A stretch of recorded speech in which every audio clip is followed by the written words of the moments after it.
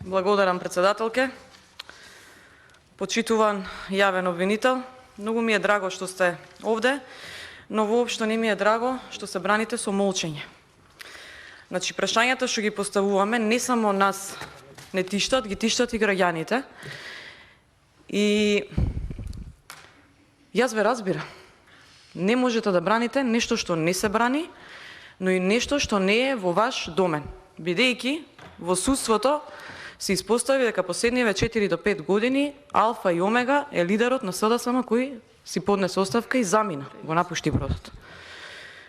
Но ајде да имаме суштинска дебата, иако денеска денот повторно во насока на колегијалност, на транспарентност, на инклузивност, се дрзнавте повторно како мнозинство, да, како власт, видете, силата е во ваши раце и ве разбирам.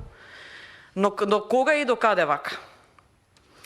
Нашата коректност зависи од вашиот однос. Се дрзнавте да ограничите време на говорење, ниту по деловник смеете, ниту по воспоставена пракса. И кога го објаснувавте тоа, јас многу сакав да чујам оправдана причина зошто го ограничувате на половина час траење на една седница на комисија, кога не можете да предвидите всушност, а во исто време провоцирате да не дека не сме коректни, наше право е, затоа што не е ниту етички, не е ниту по деловник, не е ниту во духот на реформите кои што ги ветувавте, не е ни по воспоставена пракса да ограничувате време на говорење на пратеници.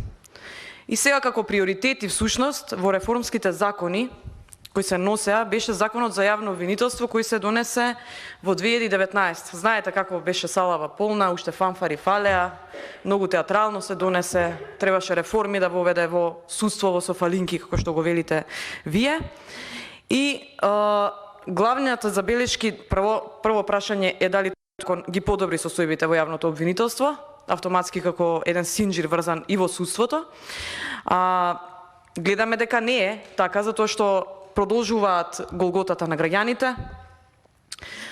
Плюс тоа е нотирано во европскиот извештај дека нема ефект, дека најголемите забелешки се всушност во јавното обвинителство во судството. Дополнително на ова е и констатацијата на Државната комисија за спречување корупција. Таа имплицитно кажа дека од 165 доставени иницијативи за 20 години, само 3 се, само 3 завршиле на суд, а во изминатите 3 години 18 иницијативи се доставени до јавното обвинителство. Односно, 3 постапки поведени на суд од 165 иницијативи. Тоа доволно говори колку се постигнати реформи во судството. Дали потекнуваат проблемите од претходно? Да. Треба да сме искрени. Но треба да сме доблесни да признаеме овдека пред јавноста дека од реформи не спроведовте.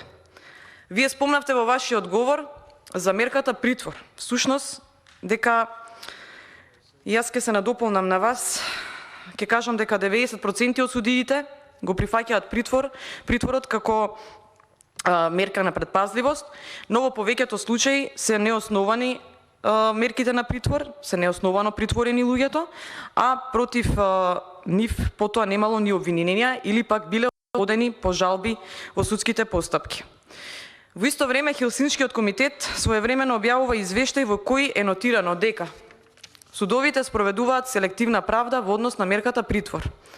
Ама своевремено мерката притвор всушност се користеше или поточно се злоупотребуваше за дисциплинирање на политички неистомисленици или за ставање под притисок луѓе за големи процеси кои се одвиваа во државата, како процесот за промена на името. Вие добро знаете за што говорам. Многу добро знаете. Своевремено Катица Јанева беше против притвор, бидејќи Зоран Заев беше против. Сега вие истото го кажувате дека притворот не е оправдан во многу случаи, но ќе го користите со дека треба да се дисциплинираат политички неистомисленици. И покрај укажувањата и на народниот правобранител дека со прекумерната употреба на притворот се кршат човекови права и слободи, се нарушува презумпција на невиност, се нарушува или се уништува јавен ред. И сето ова, исто така, вие пак добро знаете дека јас го говорам од свое лично искуство, бидејќи вие бевте учесник во процесот кој што се водеше против мене. Но знаете како, многу ви е кристално чисто и јасно дека всушност посебно последниве години се следува политички прогон и знаете дека кога има политички прогон, дури и да немате дело, ќе ви се прилепи и ќе одговарате и ќе лежите. Така се случува сега со овие признанија што многу така со ентузијазам, со силна енергија овдека се спомнуваат, точно знаете под кои услови се изнудени тие признанија и тие пресуди. Кристално ви е јасно, знам, незгодно е да ме гледате дури во очи, затоа што знаете што точно се случува. И јас би сакала да се спровоцирате да станете и да говорите во името на граѓаните. Затоа што граѓаните не гледаат надеж дека ќе се подобри состојбата. Буквално не застануваат на улица и прашуваат, нема надеж дека ќе се поправи. И нели, па и разговаравме во еден момент со вас, дека треба коренити промени. Па ајде да ги почнеме.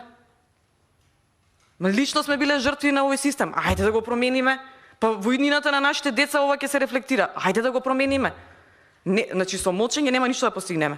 Значи колегите говореа и статистички зборуваа, и јас не би сакала да се повторувам, си покажуваат дека всушност јавните обвинителства се соочуваат со проблеми, дека има значително намален број на јавни обвинители, дека само наместо систематизирани 258 места ја извршувале само 194 и не би ги читала сите бројки, на вистина многу беа работи кажани, но овие конкретни прашања што се поставуваат од колегите, од колешките, не се само од нас, туку се од граѓаните. Значи, цело време граѓаните еве се прашуваат, пример, докаде е со предметот со прислушкуваните разговори во јавното обвинителство, скандал кој излезе на крајот на 2018 година и дали тврдени елементи на кривично дело. И тука се отвараат многу подпрашања. Значи, колку разговори се снимени, дали има индици за криминали, кој се имал контакт со овие разговори, па видовме како се пренесуваат предмети, како Катица Јанева нетранспарентно и по дома, по овие по лаптопи, по компјутери беа, каква зборуваме, каква правда, какво судство. Со една парола дојдовте, една од многуте лажни, нема правда, нема мир, ама јас конкретно ќе ве прашам, дали сега има правда и дали сега има мир? Нема. Потоа се поставува прашањето зошто обвинителството и по повеќе од година не покрина судска постапка против поранешната директорка на Националната агенција за европски образовни програми и мобилност. За Лидија Димова зборува. Дали за Ден Дончев се отвори предмет? Дали докаде е предметот за предистрагата на обвинителството за гонење на организиран криминал и корупција, случајот на бонуси на СЈО? Знаете, оние како чарливи ангели што ги шетавте овдека во собрание, театрално ги носевте, се дичевте со нив и така натаму, на крај се тресна од земја. И го тресна и системот. И судскиот систем, кога видовме што све се случувало таму и од озгора на тога, што би рекол Заев, си делеле си во СЈО. Докаде истрагата за Тетовската болница, дали се одблокираа сметките на обвинителствата за гонење на организиран криминал во Битола, Тетово и така натаму. Значи, низа прашања што ги поставуваат граѓаните. Друга статистика во однос на јавните обвинителства е дека според последниот извештај во 2019 требало да има 1143 места, а во нив само 470 се пополнети. Точно е дека многу смета немањето на кадар и капацитети во институциите и ги прави всушност неефикасни, но не секогаш е пресудно дали се има доволно кадар, туку дали доволно се има волја. И се спомнува дека буџетот е намален, тоа е точно. За 2019 3,7 милиони евра, за 2022 само 1 милион евра. Ете, тоа се тие реформи кои што оваа влада всушност ги прави во духот на нивната најава. Всушност, еве не го кажувам јас, бидејќи сум сосема друго по вокација и искрено ви кажам, судство и јавно обвинителство воопшто ниту ми се фак, ниту па ги разбирам како теми, но користам затоа од релевантни чинители во фелата нивни и анализи нивни. И еве истакнат професор вели дека ресурсите не се главниот фактор за лоши резултати. Значи проблемот на обвинителствата, вака објаснува, не е во ресурсите. Главниот проблем таму што тие се неработници. Не го кажувам ова, значи цитирам професор кој кој што директно е во областа и директно има информации, анализи и извештаи. Не го кажувам јас, не сакам никого да навредам, да не се разбереме погрешно, затоа што иако не штити имунитет, знаете многу добро дека и со имунитет може да имаш и кривишна или со имунитет да ве стават во притвор. Значи, вика, главниот проблем е таму што тие се неработници. И 10.000 луѓе да имат, таму работите ќе бидат исти.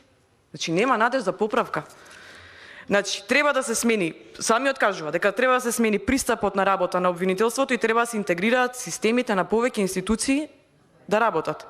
Многу значи да имаме интегриран пристап, од едно место да се следи криминалот. И потоа објаснува всушност како повеќе МВР ги завршува работите во однос на јавните обвинителства, одошто самите јавни обвинителства.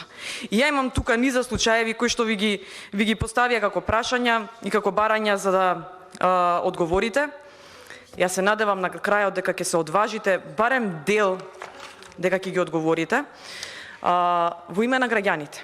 Еве, нас не уважувате, ние имаме право да говориме, имаме право да споделиме што нас ни поставуваат како прашања граѓаните и многу пати немаме одговори на нивните прашања затоа што имаме девастиран систем, автоматски девастирани јавни обвинителства. Ви благодарам.